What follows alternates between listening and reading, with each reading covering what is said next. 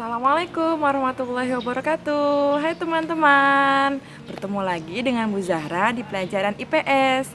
Video kali ini kita akan membahas mengenai persebaran penduduk Indonesia. Nah, teman-teman sudah tahu belum mengenai materi ini? Yuk, sama-sama kita simak. Indonesia merupakan bangsa yang dikaruniai sumber daya alam yang melimpah, subur, dan kaya raya. Bukan hanya sumber daya alamnya saja, tapi Indonesia juga dikaruniai kependudukan yang sangat beraneka ragam. Jumlah penduduk Indonesia saat ini sekitar 269,6 juta jiwa. Jumlah tersebut tersebar di pulau-pulau Indonesia dari Sabang sampai Merauke. Nah, sekarang kita amati yuk peta persebaran penduduk Indonesia. Kira-kira pulau mana ya yang memiliki penduduk paling padat di Indonesia?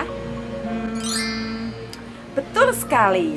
Pulau yang paling padat penduduknya di Indonesia adalah Pulau Jawa. Pulau Jawa memiliki penduduk sekitar 149 juta jiwa. Dari warnanya saja sudah terlihat ya, warna orange yang menandakan tingkat kepadatan penduduknya lebih tinggi daripada yang lainnya. Nah, sekarang pulau mana ya yang memiliki penduduk paling sedikit di antara pulau-pulau lainnya? Pulau yang paling sedikit penduduknya ditandai oleh warna hijau muda, yaitu Pulau Papua dengan jumlah penduduk 4,1 juta jiwa. Bagaimana dengan jumlah penduduk di pulau besar lainnya? Pulau Sumatera memiliki jumlah penduduk 55 juta jiwa. Pulau Kalimantan memiliki jumlah penduduk 15 juta jiwa. Sedangkan Pulau Sulawesi memiliki jumlah penduduk 19 juta jiwa. Dari jumlah penduduk yang sudah disebutkan tadi, bisa terlihat bahwa setengah penduduk dari Indonesia bertempat tinggal di Pulau Jawa. Padahal dari luas pulau, Pulau Jawa memiliki luas yang lebih kecil dibandingkan dengan 4 pulau besar lainnya. Kenapa ya bisa begitu? Hal ini terjadi dikarenakan pusat pemerintahan Indonesia berada di Pulau Jawa, sehingga pembangunan banyak dipusatkan di Pulau Jawa.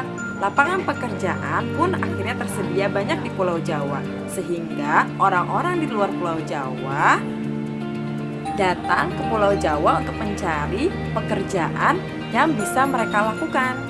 Nah, dampak apa sih yang bisa ditimbulkan dari persebaran penduduk yang tidak merata ini? 1. Tidak meratanya pembangunan yang terjadi di seluruh wilayah Indonesia, sehingga kualitas pada setiap daerah berbeda-beda tergantung fasilitas-fasilitas umum yang disediakan di masing-masing wilayah.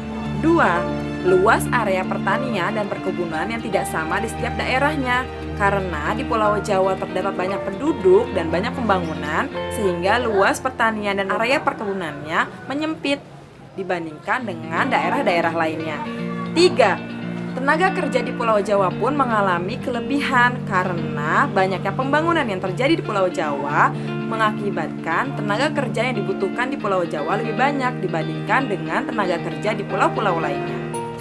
Nah, kira-kira apa ya yang bisa dilakukan untuk memperkecil kemungkinan atau dampak negatif dari persebaran penduduk yang tidak merata ini?